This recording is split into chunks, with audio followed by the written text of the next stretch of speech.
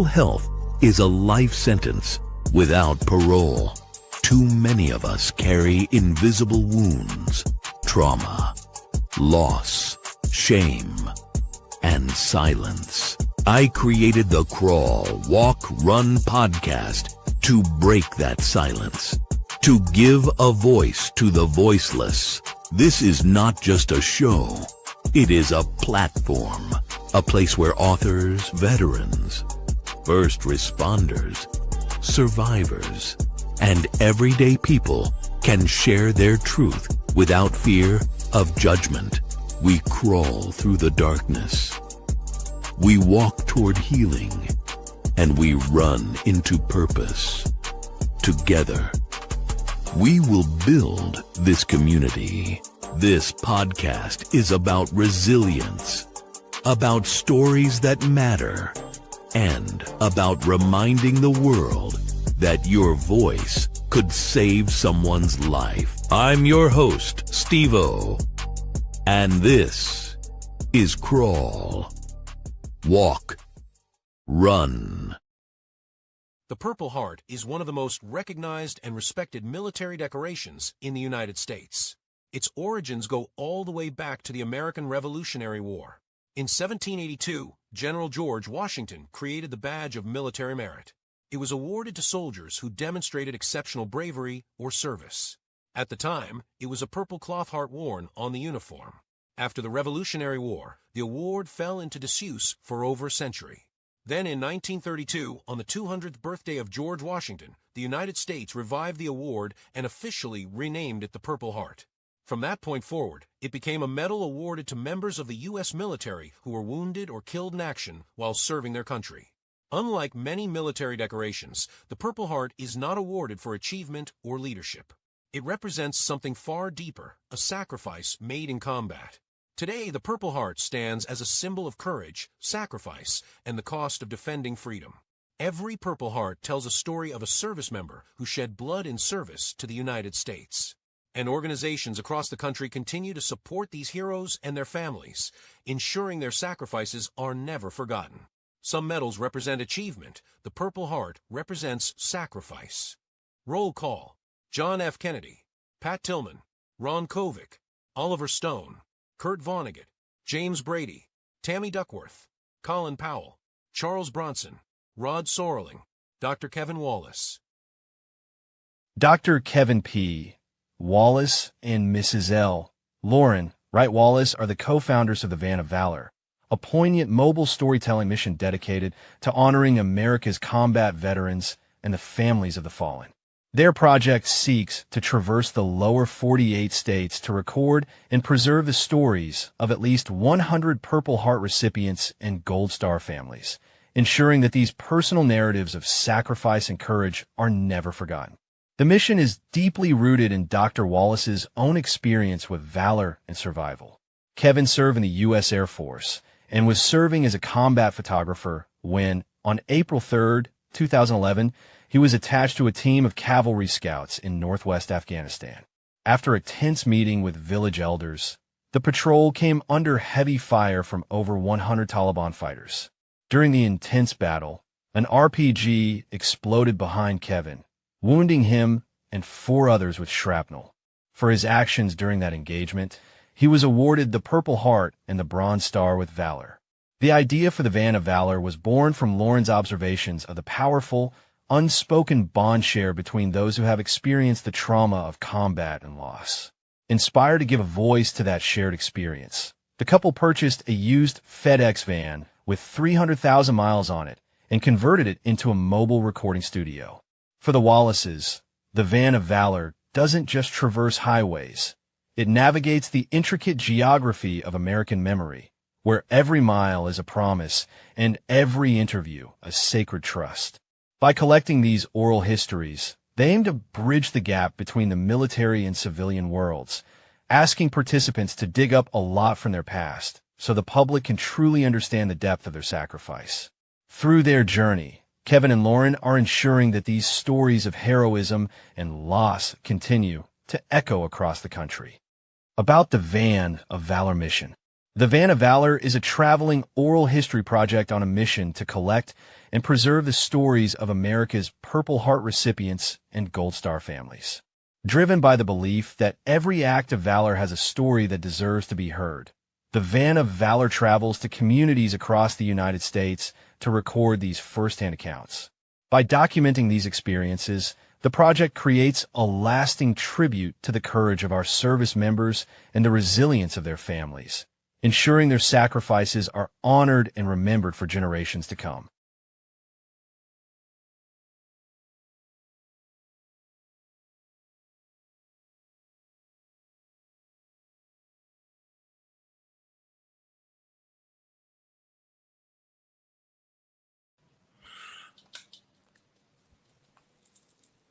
I am Steve-O, and this is Crawl, Walk, Run podcast, Season 3, Episode 11. And today we have the Van of Valor.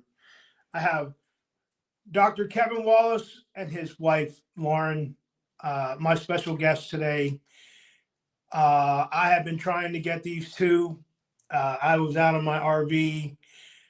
I almost met them, but they're doing amazing things for, as you can see, Purple Heart recipients and Purple Heart recipients that are no longer here, Gold Star families, husband, wife, children. They have an amazing story. I'm going to bring them in right now. So here they are. Welcome, welcome. Hey, good to be here. Great to be here. Thank you, Steve-O. It's been a long time coming, like you said. Nailed it. Definitely has. Hello, Lauren. Hello. How are you? I'm glad that you're both here. Well, happy to be here. Can I say something really quick to your followers? So those who've been following Steve-O and all of his podcasts, he has been working diligently for, the year we've known him. I think it's been, we've never actually met face to face, and this is our first podcast, but he has been really, really hitting it hard. And it's crazy because, like he said, we were in close proximity once.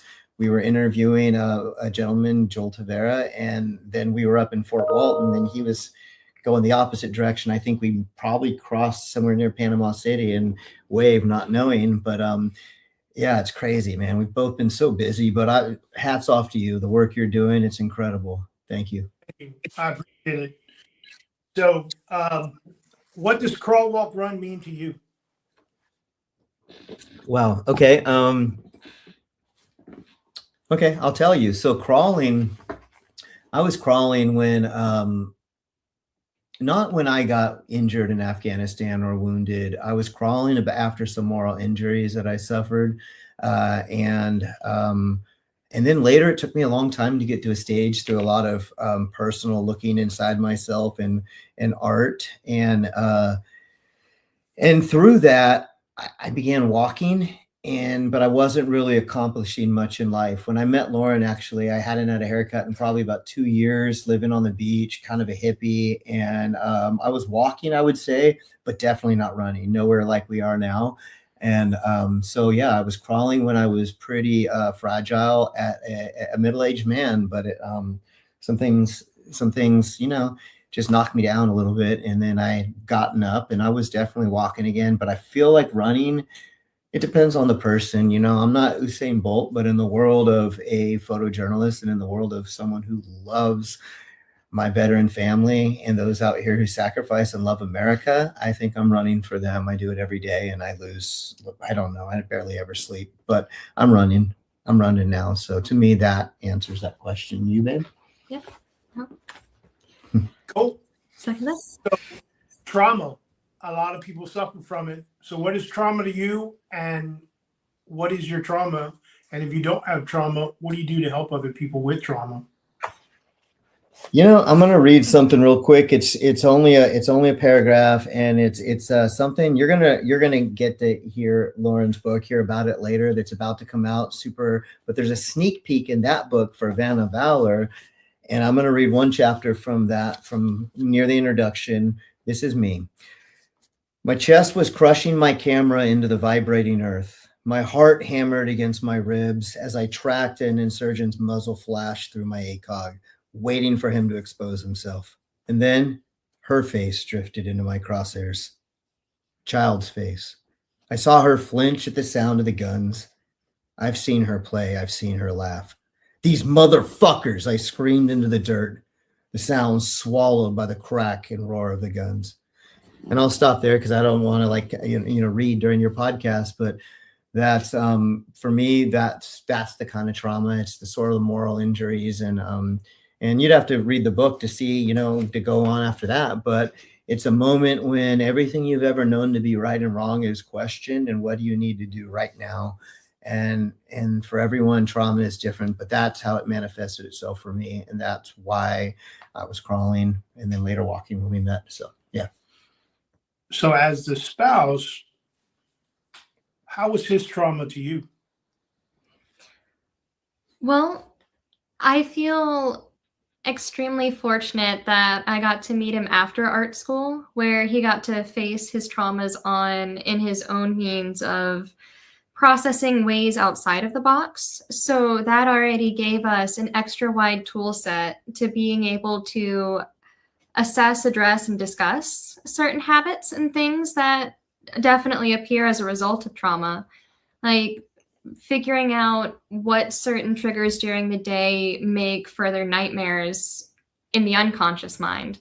How can we figure out ways to process certain things out of the mind before they become trapped inside the head, kind of thing. And so it definitely has created unique challenges that I never anticipated in a marriage, but it's what makes every day also unique and creative, getting to come up with different solutions each time. And not every solution works 2 times in a row. So it's always figuring out more creative ways of problem solving and building the best future to get to the next day and beyond that. Well, you are a very happy couple.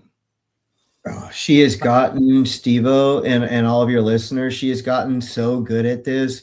And to all of the spouses out there whose loved one is suffering or recovering from trauma and you're helping them, like she has learned that there's days when something's just wrong with me and I don't know what it is yet. And I don't know what has really set me off, but something has. And I'll always go back and address it head on. One time it was a guy at a gift shop at a museum, and I could not really go on that day until I went back and spoke to that person's manager about why everything about that whole thing was wrong. And then, like a whole weight was lifted. I was able to go on with my day. But that's just the way I have to personally deal with things. And so I would say also for I don't want to say the guys out there, but the traumatized people out there who you have someone who loves you, don't take advantage of that though. Like, don't start to flip around and, use things to your advantage, because that is the slippery slope. You know what I mean? Be real and be a real strong human being, be a man or a woman and be strong. But if someone does love you, you got to let them into some things so they understand when you're not quite right. That's my advice. So what are the coping mechanisms that you and your wife use to help other people or yourselves? Oh, yeah. You want to start? So back when we had a brick and mortar art studio where a nonprofit was originally centered out of, we decided to take upon the challenge of using art, not for the sake of creating something beautiful to hang on the wall, but the process of making art as a means of processing what's going on in the head. Because if somebody has an outlet where just lay down some newspapers, put a canvas on a table, and don't even use the brush, use your hands, smack the paint, just figuring out how to process what's in here without having to use here, kind of thing. And so just figuring out what kind of art technique works well with different people. Some people that's drawing where you can focus just intently right here in the moment. Some people it's paint where it's the kinesthetic reaction. Or some people it's words, writing poetry. just the physical act of getting it out, even if you can't use your words, because a lot of people get frustrated with talk therapy. I'm not saying that it doesn't work. It definitely has its merits in certain settings, but we're not licensed therapists. We can't facilitate that. So by using every which other mean to try to process the steps, don't let it just sit there and fester. Turn it into something. Yeah. Cool. And there can be something for everyone. Like, I'll tell you a real world example from now, and I apologize, I don't know her name, not out of disrespect. I just, maybe TBIs, I have just forgotten. But the current, right now, today, Prime Minister of the country of Japan and our president had met, and this was recently, probably in the last 2 months. And I thought, okay, first, for a female prime minister in Japan is remarkable. Let me read about her. And the more I read about her, the way she copes with all of her stress of political life and everything she's done is scream rock heavy metal music. She's a heavy metal drummer.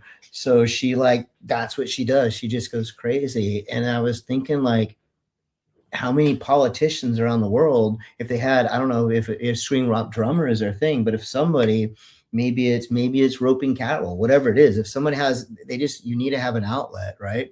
And this current prime minister of Japan, and I really apologize for not knowing her name, but her thing is she's a drummer in a scream rock band. And I thought, wow, how cool is that? Like, that's how she gets all of her stress of, well, running a massive country in like Japan is, there has to be a lot of associated stress with that. I could only fathom, but. So yeah, not letting it get stuck in the head, and especially when people get frustrated with how their words are interpreted by the ears of others sometimes, getting it out in another physical means in which you can have a final product, walk away from it, and come back later when you're already in a different mindset. That, for people who don't consider themselves artists, that's a coping mechanism that's worth trying. I'll disclose this. My buddy John Hall, he's a Purple Heart recipient. I don't know if you know I wrote The Broken Mirror. So I have The Mirror. The Mirror is therapeutic poetry because I've written poetry since I was 19, like out on guard duty, little pieces of paper. Yes. And then Broken Mirror, the guy who wrote the preface, my buddy John, he's a secret squirrel guy in the government. And then at night, he's a punk rock singer. If you listen to the audiobook, The Broken Mirror, you'll hear his song Chapters. He gave me the rights. So when instead of being like, this is audible, blah, blah, blah, this is on, and people were like blown away, like, what is this? So, yeah. Awesome. Wow, that's powerful. Yeah. So thanks to him, man. I mean, writing the preface to that book and then giving me that song, definitely sets the tone when you listen to it. So music is like, Papa Roach, Breaking Benjamin. Yeah. Breaking Benjamin. Yeah. Benjamin helped me through my demons, man. So, yeah. But let's talk about military transition, because I don't think it was very good for you. Yeah, absolutely. So part of that transition too was like, so I was in a career field where I got to work with some of the most elite human beings that our 5 main branches prior to Space Force, didn't exist then, have ever trained, and to include some really cool allies from all around the globe. So I got to work hand in hand with some really, really amazing people. And it's like being a guy. I don't know what your sport is, but World Cup's about to come up. So, and I don't know the current players, but let's just say Ronaldo and Messi and everyone who the last time I knew was amazing. All of them are on there, and you don't have to be the goal scorer, but to be the guy out there with them that makes things happen and doesn't take away from their mission. Oh, and by the way, at the same time, gets to tell their story, to me was just a tremendous thing. It was like I was never the guy that is ever going to have the Medal of Honor, nor do I deserve it, but I never took away from a mission, right? That was my pride, to go out there and know my craft well enough that it's so second nature that everything that is not everything that is not normal to me, I can spend most of my bandwidth processing. And that happens a lot downrange, like you may or may not know. But when things go awry, you know, to be able to have free bandwidth to process what's not normal, and all of your other job is that much muscle memory is a tremendous attribute. So that's what I focused on, because I'm not a big dude. I'm maybe not the smartest guy, but I just focused on learning everything I needed to as well as I could, so that I could spend all of my energy on what wasn't normal. That was my, I guess, key to success. Yeah.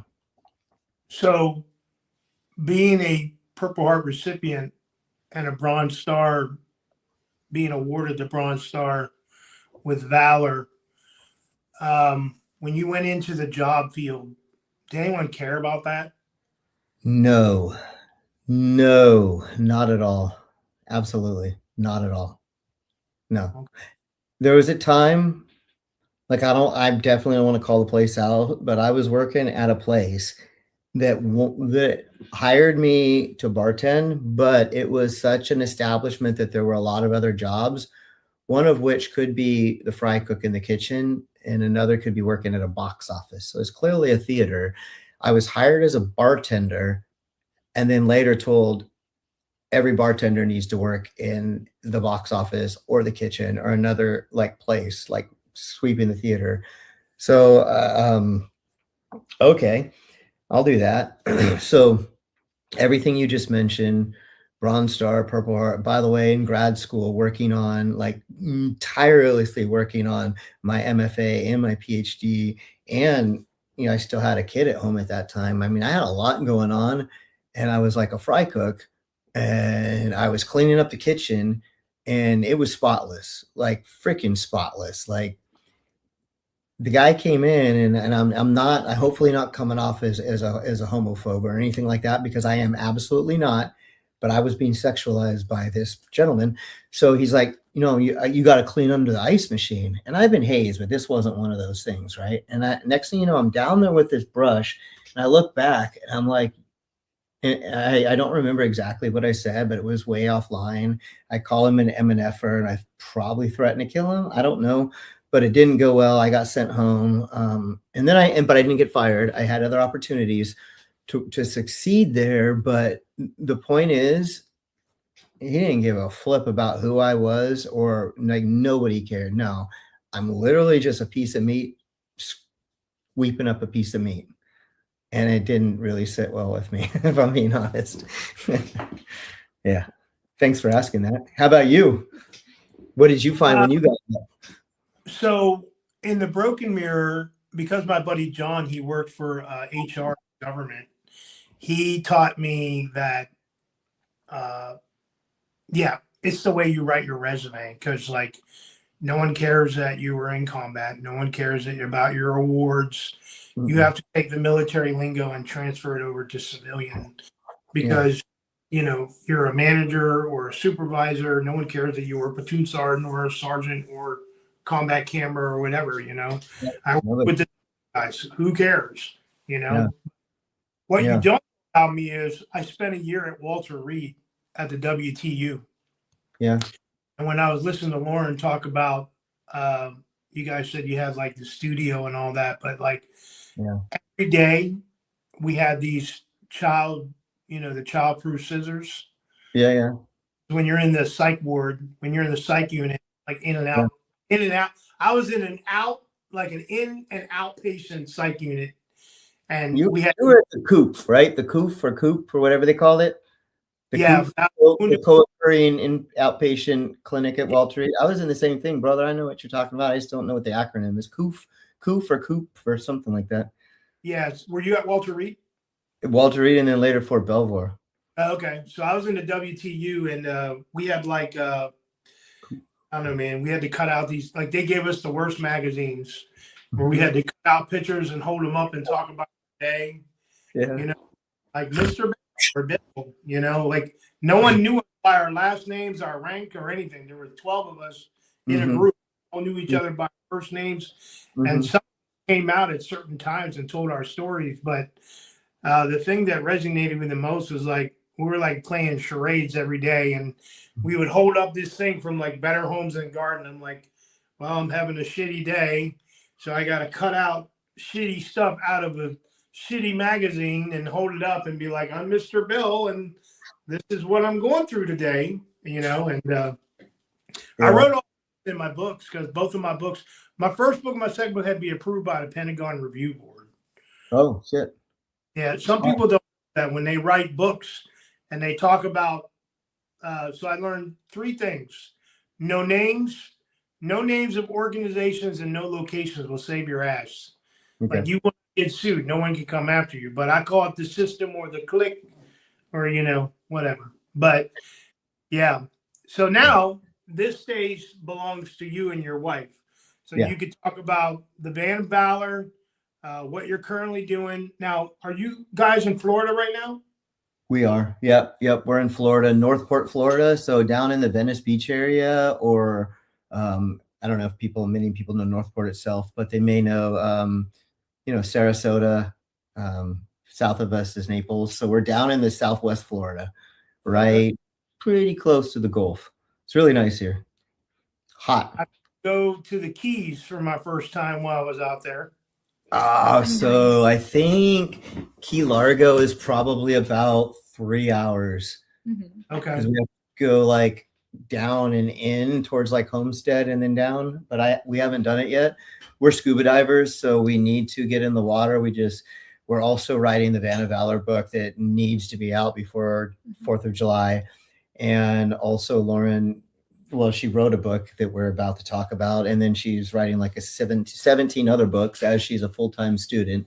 So she is a workaholic and an incredibly most intellectually smartest person I've ever met. Can't imagine a better wingman on the Van of Valor.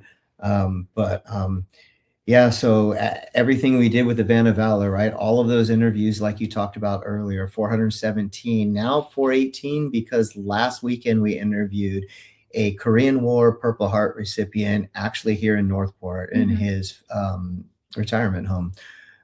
So he's still with us. He's 90, going on 94. And we have 443 names now on the side. We have a few more to add, as we need to also add another epilogue or whatever the other word is to the Van of Valor book, because when we published it, we had all the names. And then 6 more have died, the airmen now. But we had it as current as the other ones before the KC-135 crew. That's what we're short of. So we need to add an epilogue or something since it hasn't gone to print yet. And I'm not saying that as a pain in the butt at all. Out of complete respect, we'll do whatever we have to do. That's literally why we're here, so that none of these people are ever forgotten. I'm just saying, as we're going to publishing, a frustration we have, and like a lot of Americans have, and this isn't as people wanting to publish a book, it's that the dilemma is we can look back at every hero our country has produced from the Revolutionary War or prior. We can go back to Royal Navy, Royal Marines, we can go back to all of that, or we can go to day one, and we can even look at our natives, everything. But the thing is, we will never stop producing more heroes, because the world is just such a place that it's like Lauren and I get asked questions. We try to get pigeonholed on politics, and we have our own, we vote, like we're actually very responsible citizens, but talking about politics could be a slippery slope, because here's the way I see it. In this country, we have the luxury and the privilege that we live in such a place we can bicker all day long about politics.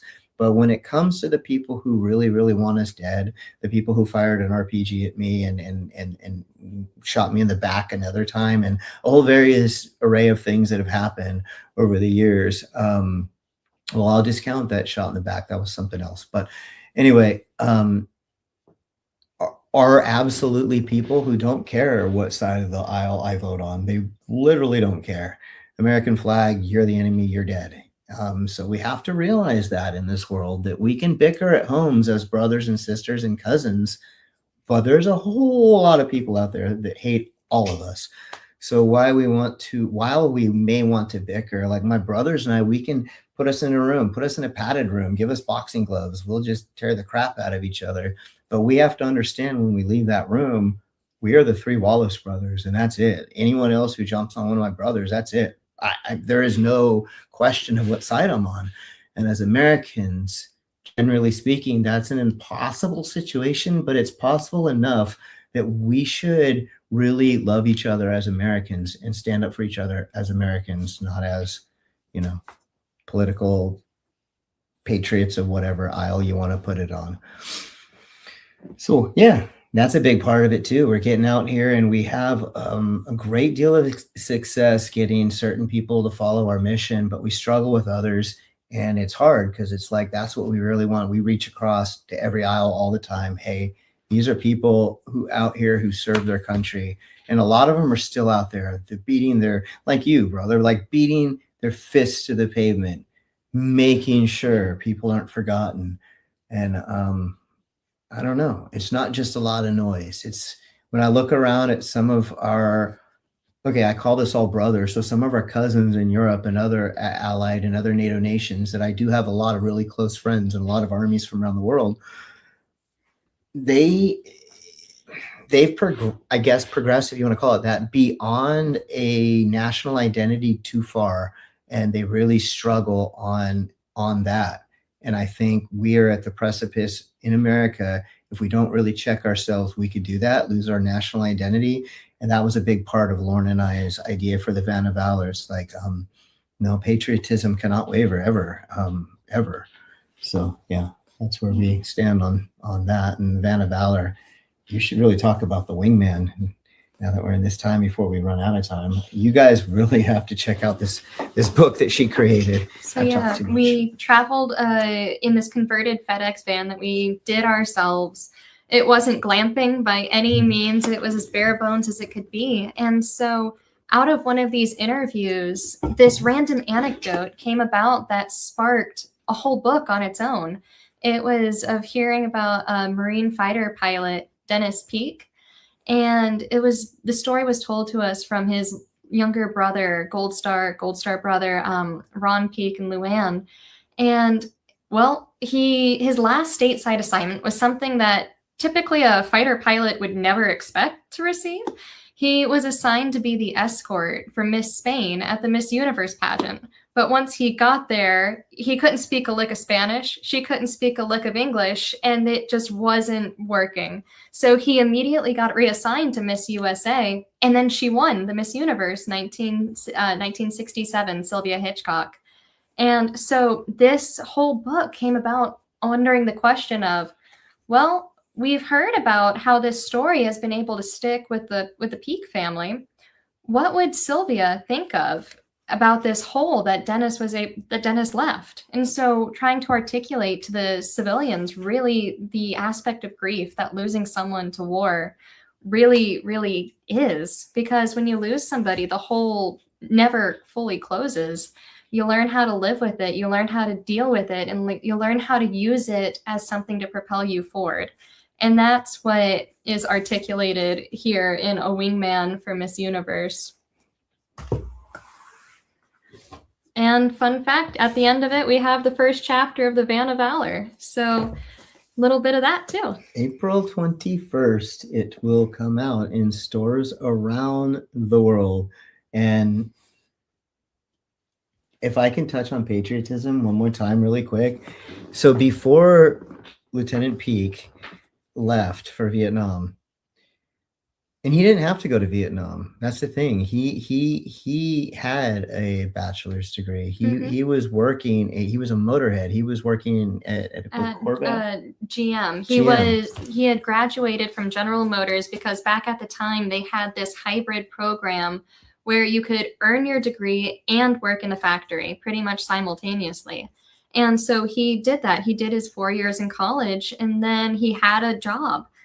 But he couldn't stand the way that everything was, and he had to do his part. So following his love for precision, and he worked specifically on Corvettes, he then took what was the natural route and became a fighter pilot. 1967, it felt like all around the country, not just UC Berkeley, not just New England, but all around the country.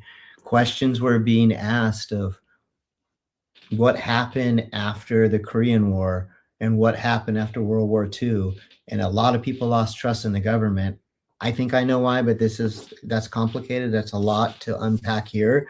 But one certainty was that Miss Universe was gifted. So Lieutenant Pete gave her his aviator wings.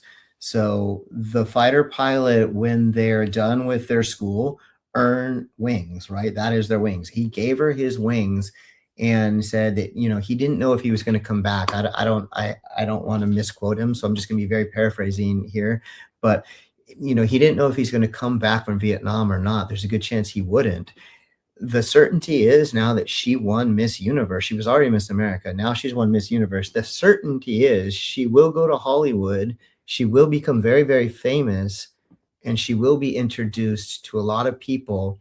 And in 1967, who can make him and his brothers fighting in Vietnam's lives a whole lot better, or not so much. So one of his pleads with her with these aviator wings was, when you get out to Hollywood and become famous, don't forget us over there fighting.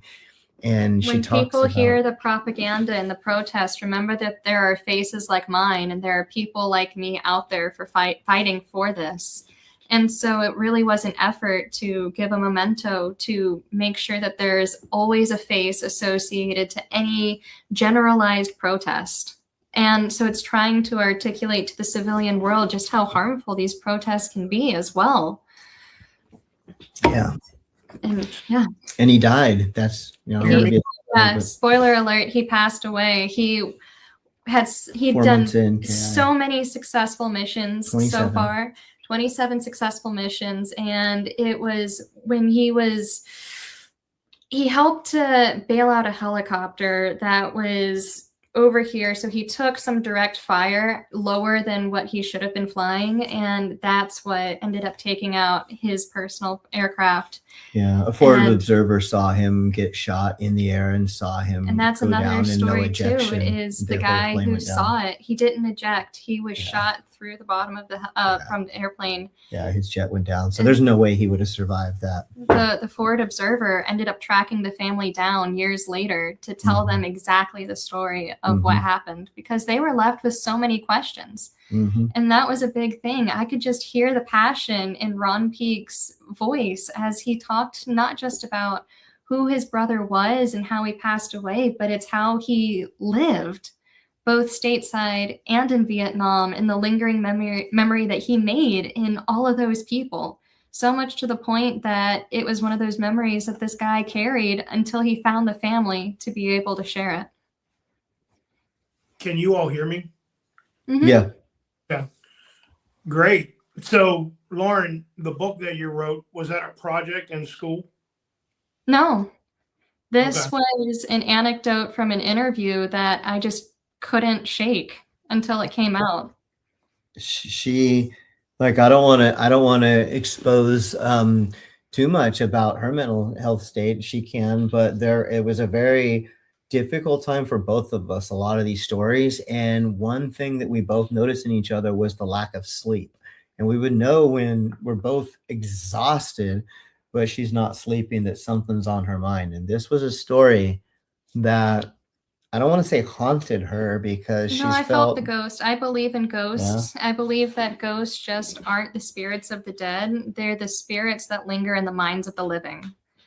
And so when people share the weight that they carry of that definition of ghost, it sticks with me until I find another means of processing it, whether that's painting on a canvas or, in this case, writing a book, where the only part that makes it historical fiction is I put words in the mouths of two people who are long passed on now.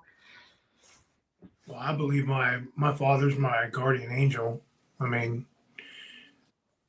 so. Yeah.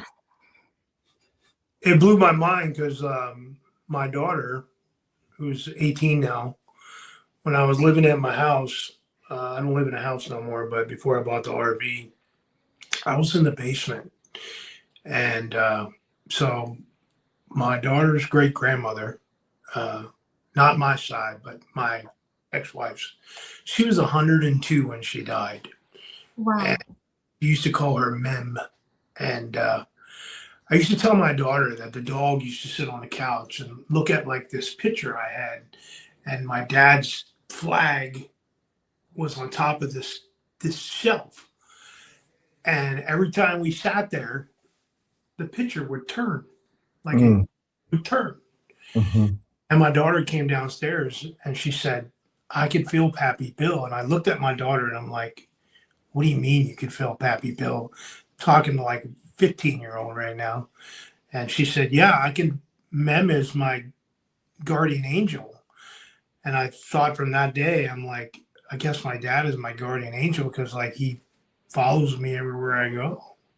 Yeah. So Yeah. You just gave me chills. My hair's Yeah. standing up on edge. There was That's amazing. definitely times on the Van of Valor mission where people, or whether they're alive or gone, wouldn't let us leave areas until we told their story, I feel, because there were certain times where we got broke down again and again and again, and it didn't make sense until we finally, in one case, told the story of a deceased 2-time Purple Heart helicopter Vietnam Marine, and it's like, finally, now the van works and we could leave. It was spooky. It's spooky. It's like we could not leave the Sioux Falls area, and our time there had to become as miserable as possible. The van was broken in the shop, a whole bunch of stuff that I don't really want to say online with the hotel we were staying at. I went through hell with that van. Oh man, oh god, it was like nonstop. 67 days we spent in rental cars, but yeah, most of it was in the van, and it was hell. It's, you know, when you begin to hate, the complicated thing, you could hate work and you could love your wife and your house and your family and home, or you can hate all of that and love work. You got to have somewhere to go. But when your vehicle is your workplace, and also where you sleep at night, and also where you cook in proximity of it, and everything except shower, and then you become in a situation where you start to hate it. It's like, I hate my job, and the only thing I like is my dog and my wife. It was like the ultimate country song. I hate everything else on the list, which is you, all in you, you big beast. And then probably that's why, I don't know, this is not why we started putting names on it. It came to us as an idea after the Standing Proud. However, I think I would have probably eventually gotten C4 and blown the mother flipping van up had we not began writing people's names on it. It saved that van, and then it became sacred. Yeah. Because I was like, this van one more time, and I'm just gonna like put her and Sonny in a hotel and go for a drive. I'm coming back in an Uber. That van ain't coming back. You know what made me click with you guys and your dog? The picture you posted online where the van was inside like the fence and you all were sitting outside the fence, like sleeping outside on the ground. Yeah. Like it was you, your wife, and your dog. And I was like, there's no way that these people are going around helping people that are Purple Heart recipients. Like, that was in a parking lot. I remember that. Yeah. It was so hot we couldn't sleep in the van. It was broke down anyway. Yeah, that was in Charlotte, North Carolina. No, it was no. Multiple times. Lauren rolling a tire. She's rolling or something. And then my favorite was the chuck wagon where you all got broke down and you were working out of the wagon. That was in Idaho, Swan Valley, Idaho, where we interviewed we did a lot of work, and we also did a lot of soul searching, but we were in a Canistoga wagon. Yep. And oh my gosh, Sonny never had any rest. You could hear everything outside those things, and she just barked day and night, nonstop. We needed to get some CBD dog treats or something because she was nonstop. Like, yeah, I followed the whole journey, man. I was like, it was crazy. I was at a point where I wanted to drive up and give you my RV. You offered to sell it to us at one point, but I'm like, dude, you live in it. No, we can't. Like, it was getting dicey. It's up for sale for $10,000 right now. So, and I thousand into it. Yeah. Got a podcast station and everything in it. So Shoot. I call it Chitty Chitty Bang Bang because it's got a little transmission issue. But yeah, I'm selling it. I'm selling all my materialistic stuff and going to the Dominic. Once my daughter graduates cosmetology school, I'm bouncing. I'm going. Okay. So, do you have anything else to add to tell anyone out there that's struggling? I would tell you this. So what Lauren said about this book, and not just about what this fighter pilot was and who he did, also it's the challenge that she faced. So I imagine as the winner of Miss Universe, she probably had a lot of luxuries coming her way, but she faced a California, a San Francisco in 1967, where she went to UC Berkeley and talked about the spirit and the courage and stuff of our fighting men, and well, it was men at that time. So, well, I do want to pay actually homage to the women who are our friend Larry Brown, who was a nurse over in Vietnam, but mostly we're talking about the fighting men. And I think for her to do that in 1967 was absolutely courageous. So whether or not you've been serving this country or are serving this country or even are eligible to serve this country, that doesn't render you unable to serve this country. You can serve it as a citizen. You can serve it as a fellow human being, as a Christian, whatever means that you cling to, you can serve your community. As a matter of fact, I think your point on earth is that you're compelled to serve your community. And that's the only way as a community we all get better. So that's what I have for anyone out there. If you feel like, hey, I don't have a Purple Heart, hey, I don't have a Bronze Star, hey, I don't have blah, blah, blah, blah, blah, you're wrong. Because none of that matters. What matters is that you care about the people around you and that you care about your community and you're trying to make things better when you leave than when you came into that situation. And I truly believe that. So that would be my parting words, is that every situation in life, leave it better than when you took it. And if you could ever help a person out, none of us can just open our wallet and walk around and hand out money. I'm not even advocating for that. But if you can truly identify when someone needs help and you can help them out, do it. Please do it. I would say that. Yep. So do you follow the sheriff from Davenport? I do not. Do you know who I'm talking about? No, the sheriff from Davenport. No. Davenport, Florida? No, I need to look it up, but no, I'm unfamiliar. We are very new Floridians as of like 2 months ago. All the crazy people in Florida. The sheriff guy. What sheriff? Okay, I know a sheriff in Texas that was pretty wild for a while. So the guy in Florida, the sheriff, they escorted the body today of the soldier. Did you know about that? No. Oh no, we actually were working in the yard all day, but they brought his body back today. Okay, I see. Came on social media and they escorted the body of the fallen captain from Davenport, Florida. And they said that one of his sheriffs will always be on watch until they lay him to rest. Because he always holds up pedophiles and stuff. And today he held up that picture. Well, last night. And he said that they have the honor of escorting him. Good. So, but yeah. Good. So I'll tell you something about those guys. How much time do you have? This whole ugly situation that's going on. Yeah. How much time are we down to, Steve-O? We're at 48. We can go whatever. Can I get 3 minutes for something on these guys, these KC-135 guys? Because here's the thing. We can have service rivalries. We can argue about who's closer to the tip of the spear. And we all know the KC-135 Stratotanker crew is not the tip of the spear. But I'll tell you what, if they're not there refueling those CAS aircraft, a lot of people.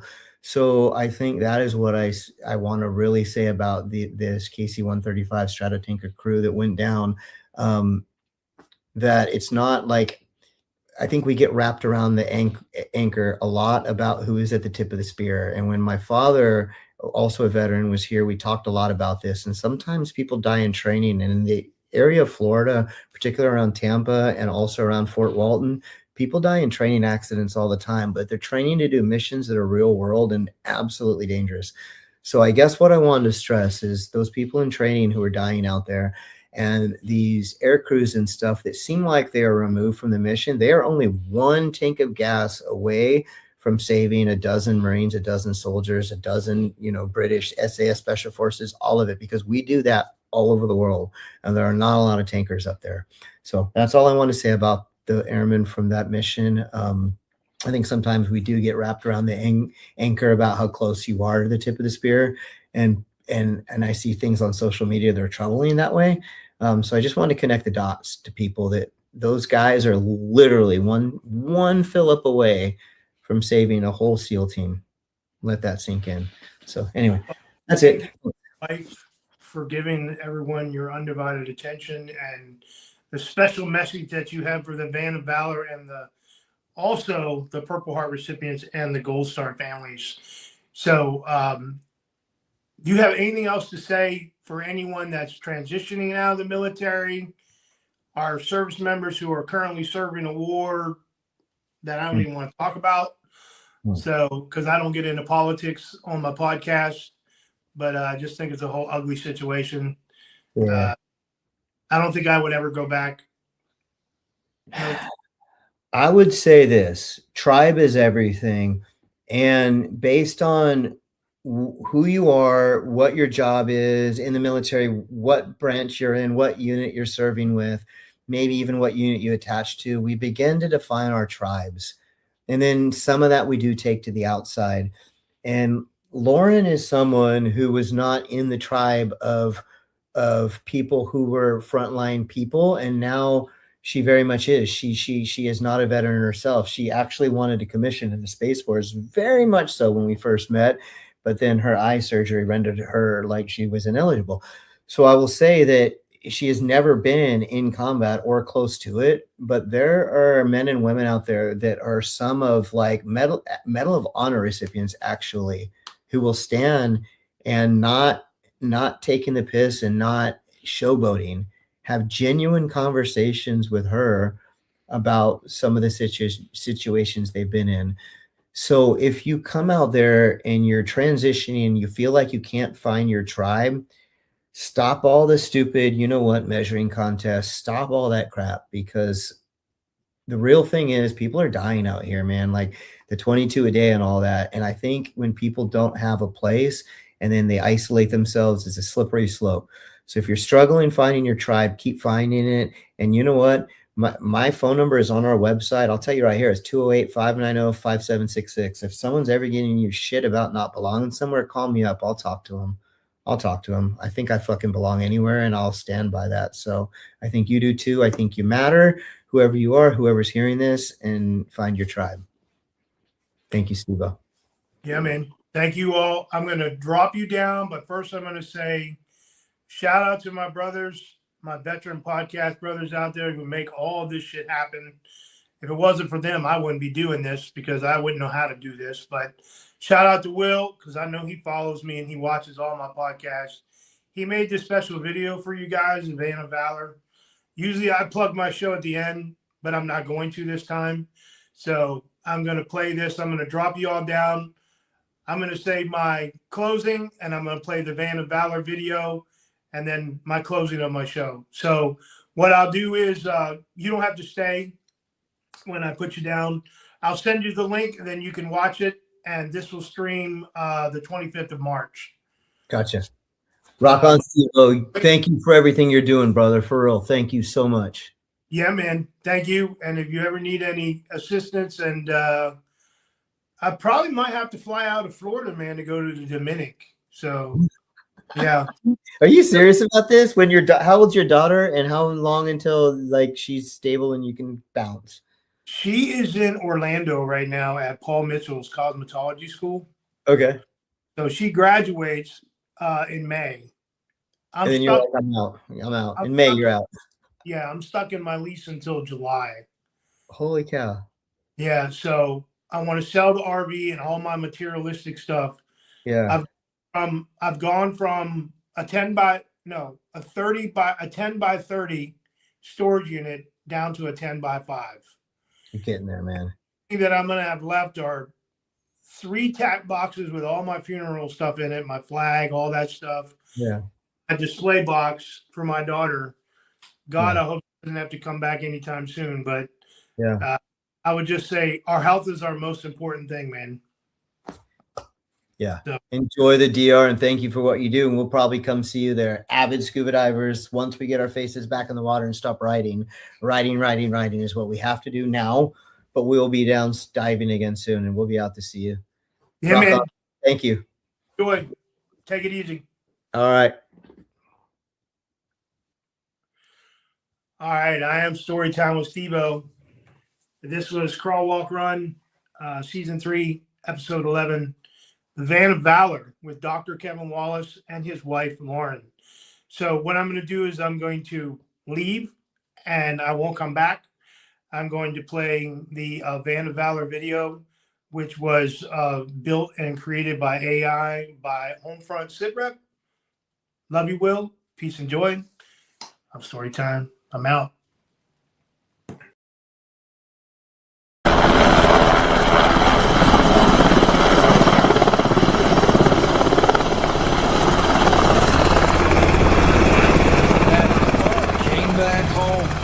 To a world so strange, a battlefield memory that would never quite change. And he found her smile, a beacon of light. They said I do on a starry night. In the van of valor they're rolling away, highlighting heroes who faced the fray with a heart full of courage and a map in hand, telling their stories across this great land. Sold the old house, left everything behind, a dream in their heads and a mission in mind, helping folks remember those who gave their all for freedom's price, no matter how small. In the van of valor they're rolling away, highlighting heroes who faced the fray with a heart full of courage and a map in hand, telling their stories across this great land. Sold the old house, left everything behind, a dream in their heads and a mission in mind, helping folks remember those who gave their all for freedom's price, no matter how small. In the van of valor they're rolling away, highlighting heroes who faced the fray with a heart full of courage and a map in hand, telling their stories across this great land. Purple hearts shine brighter than gold, stories of the brave waiting to be told. They carry their names wherever they go, keeping love alive where the winds still blow. Through mountain roads and sunlit plains, celebrate and sacrifice their joys and pains. Each tear they trace, each hand they hold, building bridges with stories never old. In the van of valor they're rolling away, highlighting heroes who faced the fray with a heart full of courage and a map in hand, telling their stories across this great land.